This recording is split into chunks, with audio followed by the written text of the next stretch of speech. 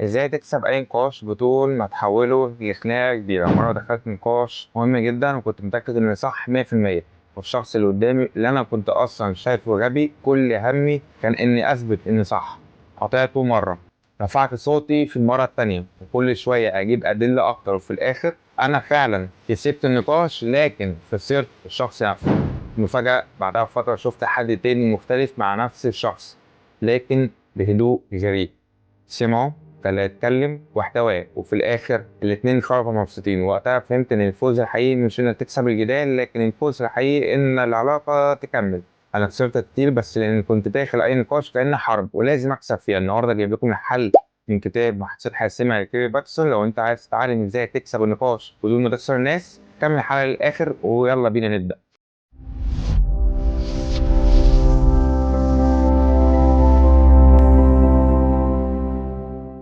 اهلا بكم في حلقه 5 من كتاب محادثات حاسمه لكيري باتسون. لو انت اول مره تشوفني هتلاقي الحلقه سلسله كامل في اول كومنت.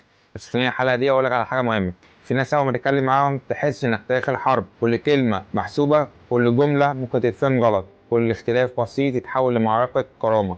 والغريب ان اغلب الناس مش داخله نقاش عشان تفهم، داخله عشان تكسب، وعشان كده بتخسر كل حاجة.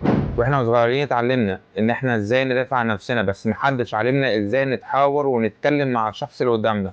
فبقينا نعمل حاجتين، يا اما نسكت او ننفجر فيه، يا اما نكسب الجدال او نخسر الشخص اللي قدامنا. وده بالظبط اللي الكتاب محادثات حاسمة بيحاول يعالجه. تخيل معايا المشهد ده، اتنين صحاب، اصحاب عمر، يعني كل يوم مع بعض، واقفين جنب بعض كل حاجة، لحد ما جه يوم قعدوا يتناقشوا في موضوع عادي جدا. في الاول كان هزار، وبعدها الصوت عالي، وبعدها انت دايما شايف نفسك فاهم، وبعدها اصل انت عمرك ما بتسمع. وفجأة الموضوع ما بقاش مجرد نقاش، الموضوع بقى مين اللي هيكسب. وفي اقل من نص ساعة سنين الصحوبية وقعت الارض. وده اول درس مهم جدا ناخده الحلقة دي. في اللحظة اللي انت هدفك فيها بيبقى اكسب النقاش، انت ساعتها غالبا هتخسر العلاقة. ليه النقاشات بتتحول لخناق؟ اغلب الناس بتدخل اي خلاف بعقليه المحكمه، انا صح وانت غلط، انا لازم اثبت وجهه نظري وانت لازم تعترف بغلطك. هقول لك مثال. واحد بيقول انا متضايق انك اتاخرت، فالطرف التاني يسمع انت شخص فاشل، رد غير منطقي طبعا، وساعتها تبدا الحرب. المشكله ساعتها اننا مش بنتعامل مع الكلام على انه معلومات، احنا بنتعامل معاه كانه تهديد ليه. اوقات كتير انت مش بتزعق عشان الموضوع مهم، انت بتزعق عشان حاسس انك مش متشاف او مش متقدر او مش مفهوم. اكبر غلطة انك تسمع عشان ترد مش عشان تفهم. هقول لك مثال تاني. الطرف التاني بيتكلم وانت اصلا مجهز الرد قبل ما يخلص، مستني يسكت بس، وهتقوم ضارب الرد بتاعك فجأة في وشه ولا فارق معاك. الناس بتحب اللي يفهمها اكتر من اللي يقنعها.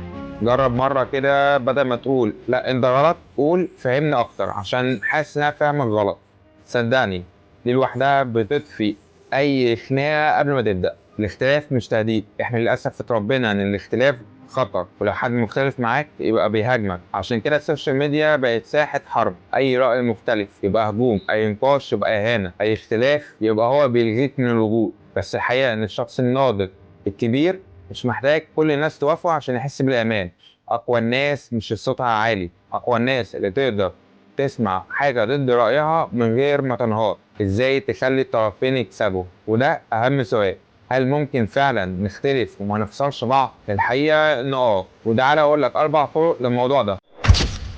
اول طريقه، افصل الشخص عن المشكله. انت مش بتحارب الشخص، انتوا الاتنين بتحاربوا المشكله. بدل ما تقول انت مهمل، قول احنا عندنا مشكله في الالتزام. تاني حاجه، اتكلم عن شعورك مش اتهاماتك. بدل ما تقول انت مش مقدرني، قول انا بحس اني مش مسموع. تالت حاجه، اسال اكتر ما تهاجم. الاسئله بتفتح الحوار لكن الهجوم بيقفله. رابع حاجه واخر حاجه، خليك مستعد تغير رايك. لو داخل اي نقاش مستحيل تغير رايك، يبقى انت مش داخل تتحاور، انت داخل عشان تنتصر. في ناس مش بتخسر بسبب العصبيه، بتخسر بسبب السكوت. كل مرة كنت محتاج تقول انت جرحتني وسكت، كل مرة كنت محتاج تعترض على حاجة وخفت، كل مرة بلعت كلامك عشان تهرب من الخلاف. العلاقة كانت بتموت حتة حتة. الحوار الصح مش عدم وجود اختلاف، الحوار الصح انك تعرف تختلف بدون خوف. تخيل لو بدل كل خناقة حاولت تفهم، بدل ما تثبت انك صح تحاول تحافظ على الشخص، بدل ما تكسب الجولة تكسب العلاقة بينك وبين الشخص اللي قدامك. مش كل نقاش لازم ينتهي ان حد يكسب، اوقات اكبر انتصار ان الاتنين يخرجوا لسه بيحبوا بعض.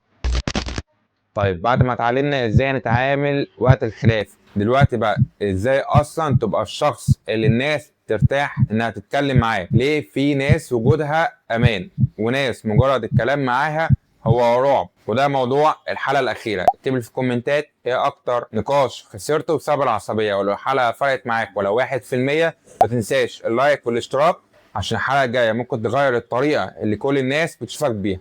اشوفك الحلقه الجايه، سلام.